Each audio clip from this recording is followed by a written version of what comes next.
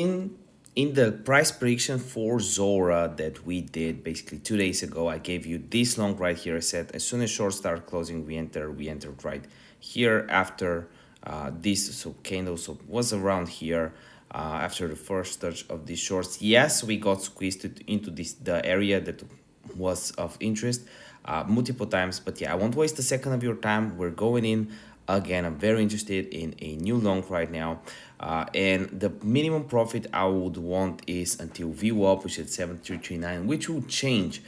So we got to be very careful and actively trade it, maybe have some alerts on.